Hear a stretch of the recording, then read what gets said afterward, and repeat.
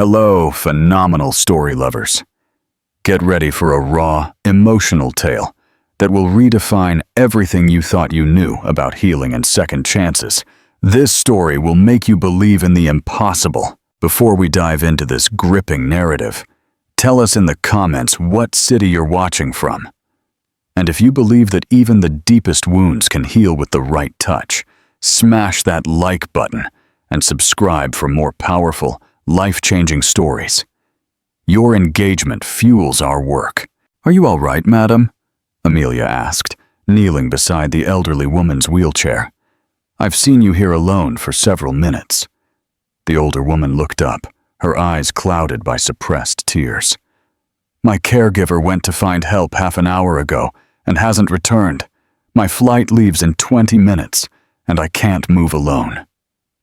Amelia took the wrinkled hands in hers, ignoring the final boarding calls for her own flight echoing through the loudspeakers of London Heathrow International Airport. "My name is Amelia Brown. Don't worry, I won't leave you alone." A few meters away, a man in a dark suit observed the scene while talking on the phone, his travel bag by his side.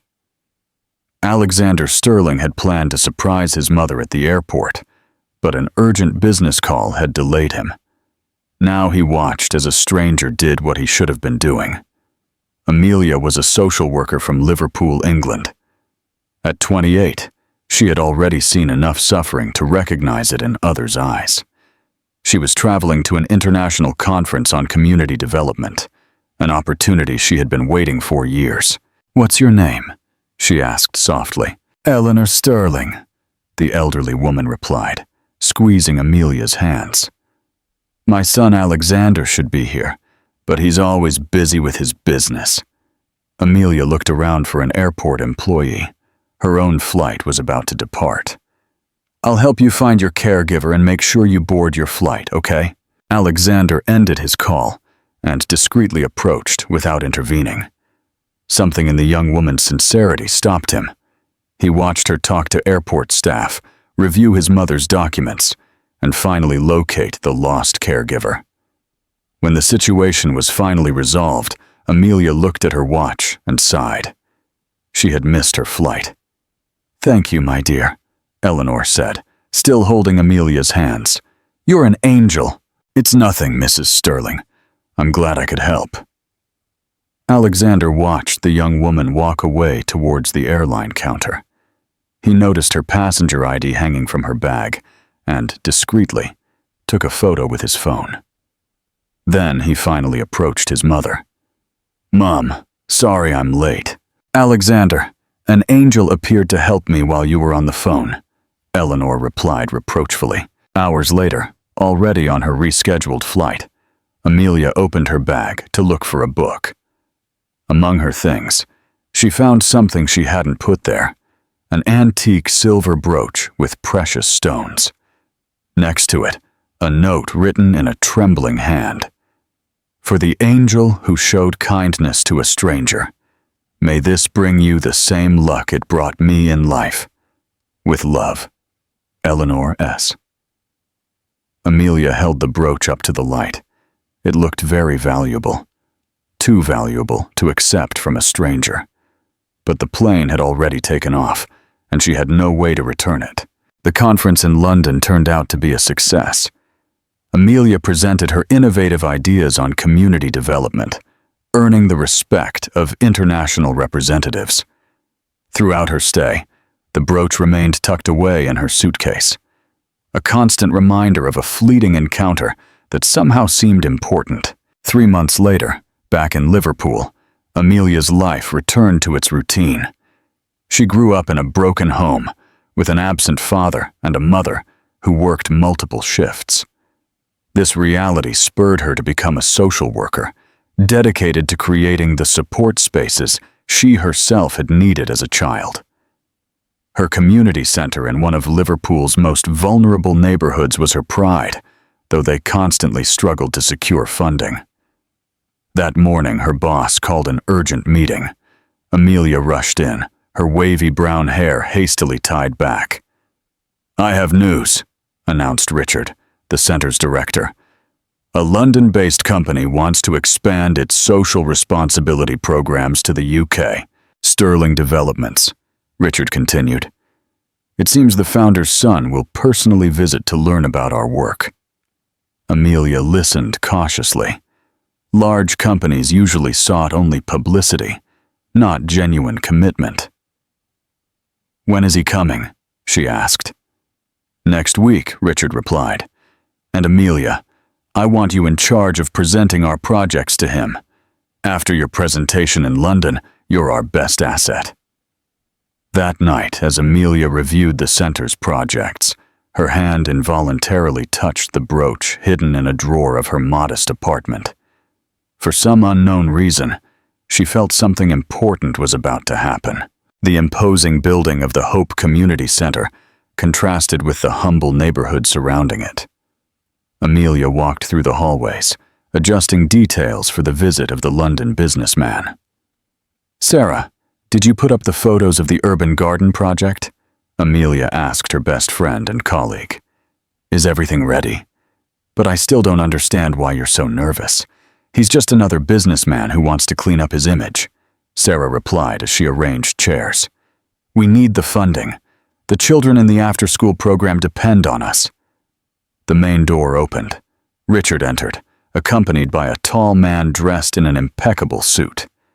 Amelia instantly froze. It was the same man she had briefly seen at the airport months ago. I'd like to introduce Alexander Sterling, CEO of Sterling Developments, Richard announced. Alexander extended his hand to Amelia, his face perfectly composed, showing no sign of recognition. Miss Brown, I've heard a lot about your work. Amelia shook his hand, disconcerted. Didn't he remember her from the airport? Welcome to our center, Mr. Sterling. I hope our projects are of interest to you. During the presentation, Amelia explained each initiative with passion.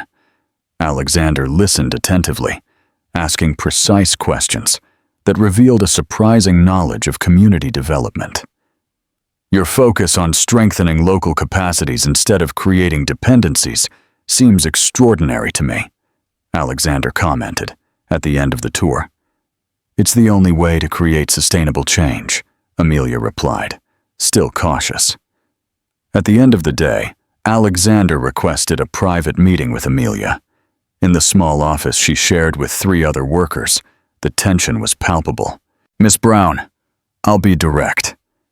I want Sterling Developments to fund your projects for the next 3 years, with the possibility of extension. Amelia stared at him. Why?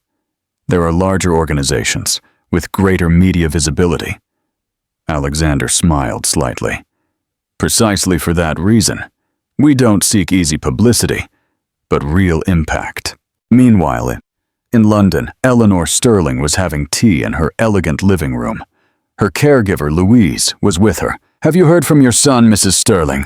Alexander has been in Liverpool for a week. He says it's for business, but he sounds different on our calls. Eleanor caressed an empty space in her jewelry box, where the brooch she gave to that young woman at the airport used to be. I always tell him about my airport angel, that girl who helped me when he was busy with his calls. I wish I could thank her properly. Back in Liverpool, Alexander extended his initial 3-day stay to 2 weeks. Every morning he visited the community center with new ideas or questions. I need to fully understand how your programs work before designing the funding plan, he explained to Richard, though his eyes always sought Amelia. One afternoon, while reviewing the budget for the job training program, Amelia confronted Alexander.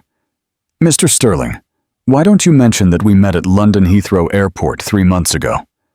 Alexander placed the documents on the table, surprised by the direct question. I was waiting for the right moment. I didn't want you to think that our collaboration had personal motives. And does it? Amelia asked. I admire what I saw that day. Someone who sacrificed her own interests to help a stranger. That kind of value is exactly what I look for in our community partners. That night, Amelia shared the situation with Sarah in her small apartment. I don't know if I can trust him, Sarah. It's too much of a coincidence. Amelia, You've spent years fighting for funding for your ideas. If this handsome millionaire wants to support them, what does it matter how he found you? Sarah questioned. I don't like feeling like he's not telling me something. Days turned into weeks. Alexander canceled his return to London for the third time. He began inviting Amelia to working lunches that inevitably extended, discussing much more than community projects. My father built the Sterling Empire from scratch, Alexander told Amelia during a dinner. But he was never present at home. My mother was both father and mother to me. My father left us when I was 6, Amelia confessed, surprised by her own openness. My mother worked day and night. Community organizations were my second family. As time passed, Alexander began to accompany Amelia on her visits to the communities. He would take off his jacket, roll up his sleeves, and participate in activities with children and the elderly. I had never seen this side of life, he admitted one day, while helping to build an urban garden. In my world, problems are solved with money. Money helps, but real solutions require time, presence, and commitment, Amelia replied. During a video call with his mother, Alexander casually mentioned Amelia's name. Eleanor straightened in her chair. Amelia? What's she like? Passionate, intelligent, committed to her community. Different from anyone I've ever met. Eleanor smiled mysteriously. She sounds like someone special. I'd like to meet her someday. Alexander was silent for a moment. Perhaps you already know her, Mom. 6 months into their collaboration, the joint projects between the Hope Community Center and Sterling Developments showed impressive results. The model was being replicated in 3 other neighborhoods in Liverpool. Richard called Amelia into his office. Whatever you're doing with Mr. Sterling, keep doing it. We've never had such a committed sponsor. Amelia felt her cheeks burn. We're just colleagues, Richard. But that night, as she reviewed the preparations for the community festival that would celebrate the semester's achievements, Amelia admitted to herself that her feelings for Alexander had crossed the professional line. And what scared her most was the growing suspicion that he felt the same way. The sun was setting over the neighborhood square as Amelia oversaw the final preparations for the community festival. Colorful banners announced Spring Celebration Hope Project. The food tent needs more tables, Sarah informed her, approaching with a to-do list. I'll talk to Mr. Green about lending us some from his restaurant, Amelia replied distractedly. That won't be necessary, a familiar voice interrupted. Alexander appeared carrying 2 folding tables. I just bought 10 more for the center. They're on their way. Sarah looked at Amelia with a knowing smile and discreetly walked away. Over the past few months, Alexander's presence had become constant at the center and in Amelia's life. You didn't have to, Amelia said, as they arranged the tables together. I wanted to. This festival is as important to you as it is to me. Their hands brushed briefly as they laid a tablecloth. Amelia felt that familiar tingling sensation she tried to ignore for professionalism's sake. The festival was the culmination of 6 months of joint work. The community gardens produced food for local families. The job training program had employed 20 people, and the new children's space offered after-school support to over 50 students. That night, as music filled the square and entire families enjoyed the celebration, Alexander and Amelia found themselves observing everything from a quiet corner. You know, Alexander confessed, when my father died 5 years ago, he left me a business empire, but no guidance on how to use it for something meaningful. And yet, here you are, eating corn on the cob in a neighborhood most of your colleagues would never visit. Alexander chuckled softly. Thanks to you. You showed me a world that existed right in front of my eyes, but that I had never truly seen. The sky lit up with the first fireworks. The entire community looked up, faces illuminated by explosions of color. Alexander looked at Amelia, her profile bathed in changing lights. Without thinking, she turned her face towards him. Their gazes met, and in a mutual impulse, their lips did too. The kiss was brief, almost shy, but laden with feelings accumulated over months. When they separated, Amelia took a step back, surprised by what had just happened. "Alexander, this is complicated. We work together." "I know, and I'll respect whatever you decide." The following days passed in a bubble of confused emotions. Professionally, their relationship remained impeccable. Personally, they shared prolonged glances and conversations that stretched late into the night. 2 weeks after the festival, Alexander invited Amelia to dinner at a small restaurant away from the city center, where no one would know them. "I want you to meet my mother," he suddenly said, as they shared a dessert. "There's a charity gala in London next month. I'd like you to accompany me." Amelia put her spoon on the table.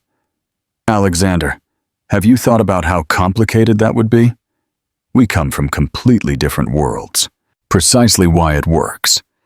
You teach me to see reality beyond my privileged bubble, and I can offer you resources to make your most ambitious projects a reality.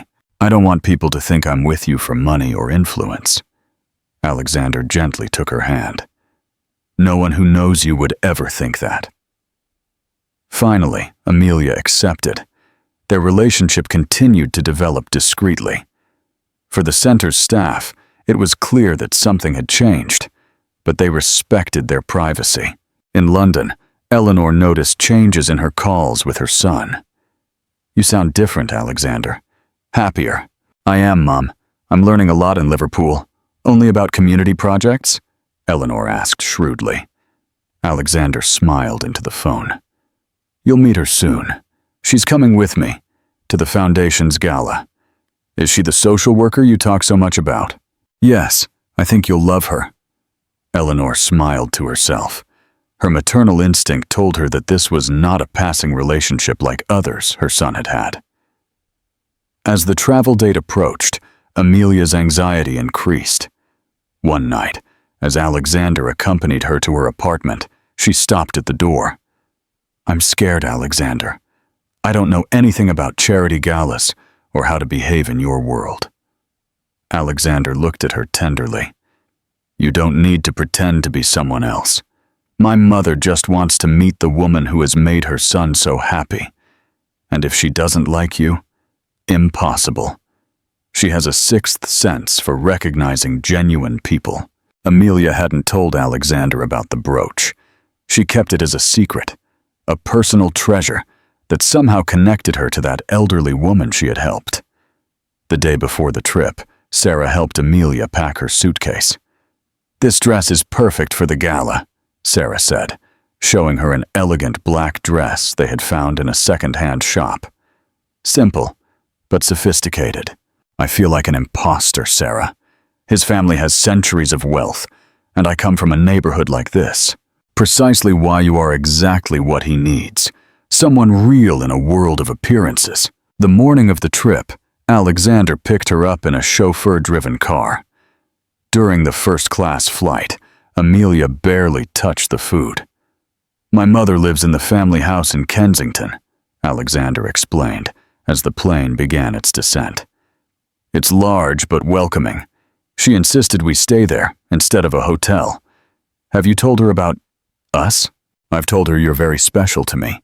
The rest she wants to discover herself." The car that picked them up at the airport drove through the elegant streets of one of London's most exclusive neighborhoods. Finally, it stopped in front of a modern colonial-style mansion.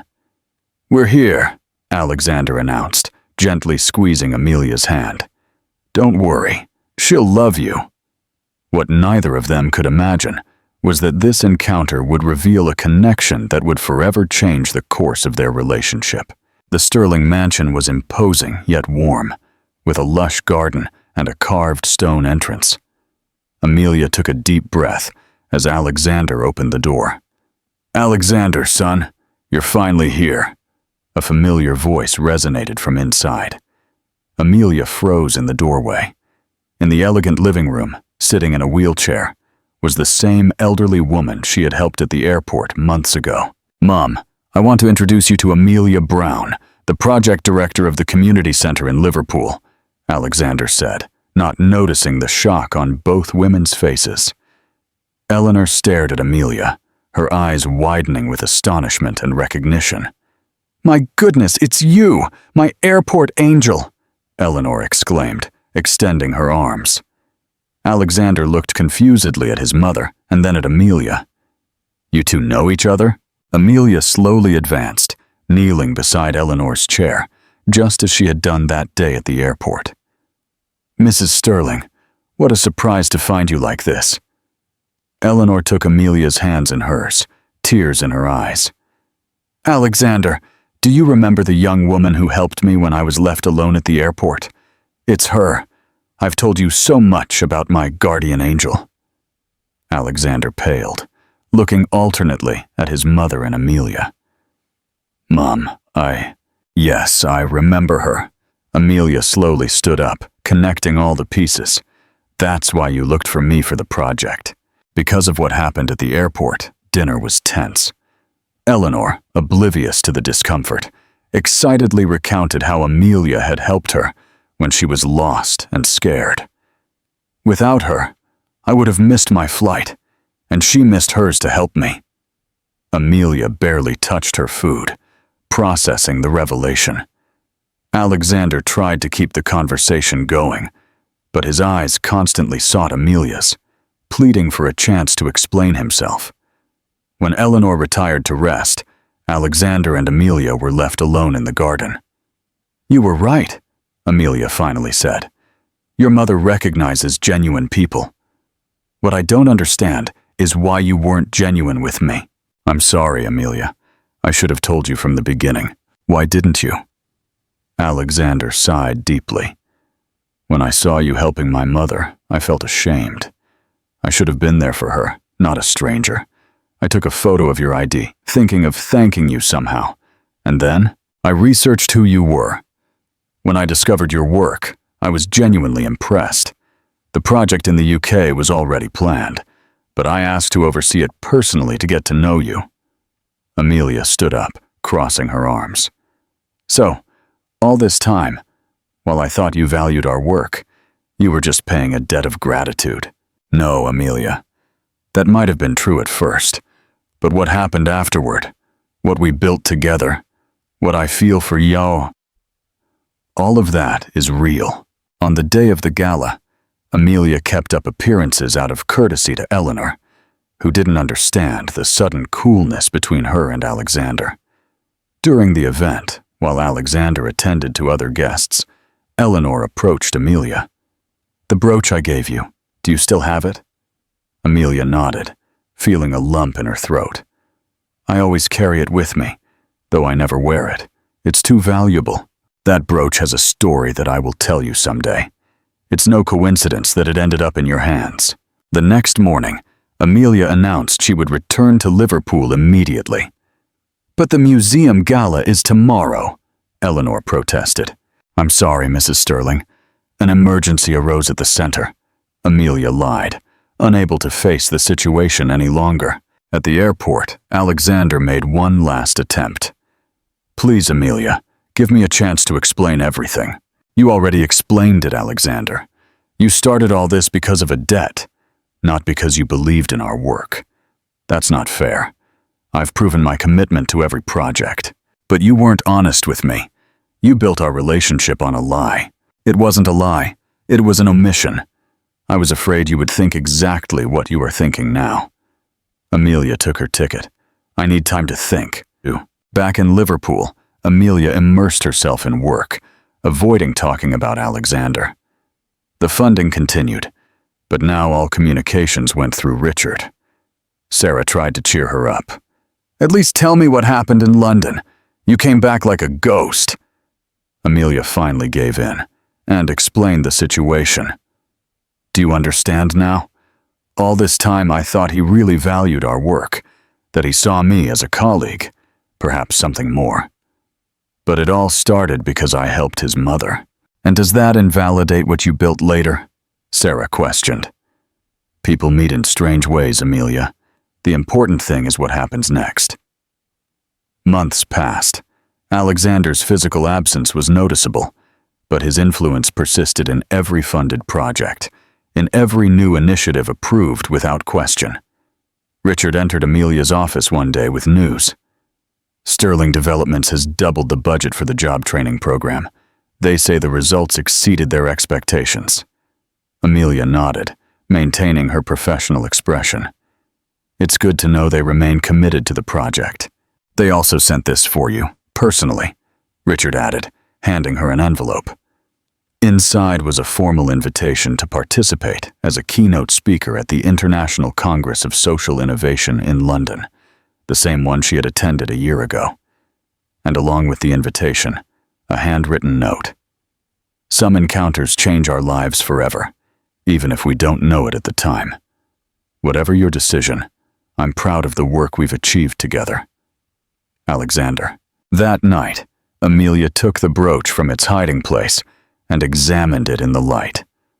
For the first time, she wondered if she should listen to the story Eleanor wanted to tell her. A week after receiving the invitation, Amelia found an additional envelope in her mail. The stamp was from London, and the sender was Eleanor Sterling. With trembling hands, she opened it to find a handwritten letter. Dear Amelia, since your abrupt departure from our home, I've wanted to contact you. Alexander didn't tell me all the details, but I understand there was a misunderstanding about how you met. Allow me to tell you a story. I wasn't born into wealth as many believe. I come from a small village in Cornwall, where my family barely had enough to eat. At 18, I came to the capital looking for work, like many young women. One day, while cleaning at the bus terminal, I saw an elderly woman faint. Everyone passed by without stopping.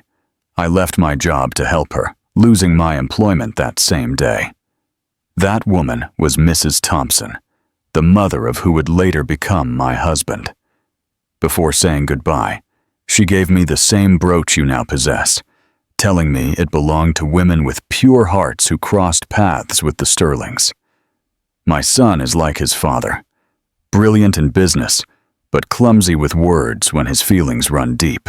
If he continued to look for you after the airport, it wasn't out of obligation, but because he saw in you what I also saw, a genuine soul in a world of appearances. The decision to return is yours, but you should know that this brooch has always found its rightful owner. With love, Eleanor. Amelia let the letter fall onto the table, overwhelmed. She picked up the brooch again, seeing it now with different eyes. Meanwhile, in London, Alexander found himself in an unusual situation. For the first time in his adult life, he was attending a training course, surrounded not by executives, but by social workers and community volunteers. A welfare approach perpetuates dependency. We must create programs that develop autonomy, the instructor explained. Alexander took detailed notes, recalling Amelia's words months ago. Beside him, several Sterling Developments employees seemed equally focused. Upon leaving, his assistant was waiting for him. Mr. Sterling, you have 3 pending calls from investors, and the board requests your presence for tomorrow's vote. Cancel the calls. The vote can wait. I have to finish the report on the community development model we're implementing. The assistant looked at him surprised, but nodded. That night, Alexander had dinner with his mother on the family terrace. Did you send her the letter? He asked bluntly. Eleanor smiled slightly. A week ago. Some truths need time to be processed. You shouldn't have intervened, Mom. When you reach my age, you'll understand that life is too short to let pride or misunderstanding separate people who belong together. Alexander looked out at the garden. I've respected her by giving her space. But every day, I know, son. It's like when your father and I separated those months before we got married. Sometimes distance clarifies what truly matters. In Liverpool, Amelia finalized preparations for the conference. She had decided to attend, not only for the professional opportunity, but to close a personal chapter. The night before her trip, Sarah helped her prepare her presentation. "Have you decided if you'll talk to him?" she asked as they reviewed the slides. "First, I want to hear what Eleanor promised to tell me about the brooch after, I don't know. Amelia, in the 6 months since you returned from London, have you met anyone who makes you feel the way he did?" Amelia was silent. Both knew the answer. The flight to London was a whirlwind of emotions. Upon landing, Amelia half expected to see Alexander waiting for her, but the airport was full of strangers. She checked into the conference hotel and found an envelope at the reception. Inside, a brief note. "When you're ready to hear the full story, I'll be waiting. Eleanor." Next to the note, an address that wasn't the Sterling mansion. That afternoon, gathering her courage, Amelia took a taxi to the indicated address. It was a simple cafe in a traditional neighborhood, far from the exclusive areas. Upon entering, she saw Eleanor at a corner table, not in her wheelchair. "I usually only need it for long distances," Eleanor explained, noticing her surprise. "I'm so glad you came." Amelia sat opposite her. "Your letter made me think a lot. This place," Eleanor gestured around, "is where I worked as a waitress after losing my job at the terminal. And it was here that George Sterling first came in, looking for the woman who had helped his mother. Like Alexander looked for me," Amelia murmured. "The Sterling men are predictable," Eleanor smiled. "George came every day, sitting at that table, ordering only coffee. I ignored him, convinced that a rich man only sought to take advantage of a poor girl. What made her change her mind? I found him one Sunday helping at a community soup kitchen, without his jacket or tie, serving soup to the homeless. Not to impress me. He didn't even know I would be there. He was learning about a world he didn't know." Amelia felt a lump in her throat, remembering Alexander rolling up his sleeves to work in the community gardens. "The brooch," Eleanor continued, "has passed from woman to woman in the family, not by blood, but by heart. Mrs. Thompson gave it to me. I gave it to you. But I am not part of your family." Amelia took her hands, her eyes bright. "The brooch always knows who it belongs to, before we ourselves know it."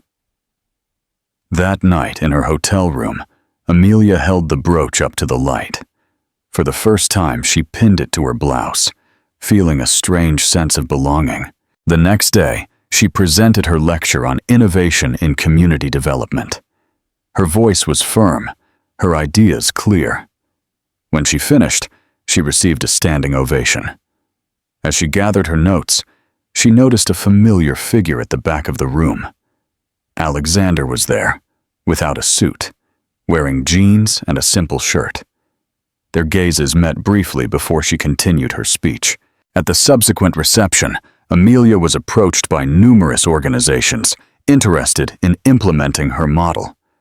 When she finally managed a moment alone, she felt a familiar presence. "Congratulations. You deserve it more than anyone," Alexander said, maintaining a respectful distance. "All of this was your doing?" Amelia asked. "The nomination came from an independent committee of experts. I just shared the documentation of our projects with them. Your work spoke for itself." Amelia noticed the changes in him. His posture was less rigid, his clothes simpler, his eyes warmer, but also wiser. "They've offered to expand the model to 10 more countries," she commented. "I know. The Sterling Foundation is ready to support, without conditions or prominence." Silence fell, not uncomfortable as before, but expectant. "I've been receiving your notes," Amelia finally said, "and following your work. I didn't expect a reply. I just wanted you to know that your teachings were not in vain." Amelia touched the brooch on her dress. "Your mother keeps writing to me. She's told me the whole family history. She's persistent when she believes in something." Alexander smiled. She told me you resigned as CEO of the company. I needed to find my own path, not just follow the family legacy. I think I finally understand what you were trying to teach me from the beginning." Before Amelia could reply, they were interrupted by a group of reporters wanting to interview the winner. Alexander discreetly stepped aside, giving her space. Later that night, Amelia found a note in her bag. "If you're ready for a cup of coffee, I'll be at the hotel cafe at 9 a.m. No pressure, no expectations. Just two colleagues sharing experiences, eh?" The next morning, the cafe was almost empty when Amelia entered exactly at 9. Alexander was sitting at a back table with 2 cups of coffee in front of him. "I wasn't sure you'd come," he said when she sat down. "Neither was I," Amelia replied with a small smile. "You know, in all this time I learned something important. What began as a casual encounter at an airport led both of us exactly where we needed to be, even if it wasn't together." Amelia took a sip of coffee, considering his words. Perhaps the destiny of some people is to cross paths to change the direction of their lives, even if they later take separate paths. Alexander nodded, with a mix of acceptance and melancholy in his gaze. "I just want you to know that the year we shared in Liverpool completely transformed my vision of the world and my purpose. For that, I will always be grateful to you." Amelia extended her hand across the table, lightly touching his. Perhaps our paths don't have to remain separate forever. 1 year later, London Heathrow International Airport buzzed with activity. Among the crowd, a young mother desperately tried to control her 2 toddlers while searching for her documents. "Charles, Mary, stay close, please," she pleaded as the youngest ran towards the seats and the girl tugged at her skirt. A woman with wavy brown hair approached, kneeling beside the boy. "Hello, little friend. Are you playing hide-and-seek with your mom?" Amelia asked with a warm smile. "I think she's worried because she can't see you." The little boy nodded, allowing Amelia to take his hand and lead him back to his mother. "Thank you, madam. I'm alone with them, and it's so difficult." The young mother sighed in relief. "Allow me to help you," a tall man intervened, joining them and carrying the suitcases the woman had left unattended. "My wife and I know how complicated traveling with children can be." Alexander placed the suitcases on a trolley, while Amelia helped the woman organize her documents.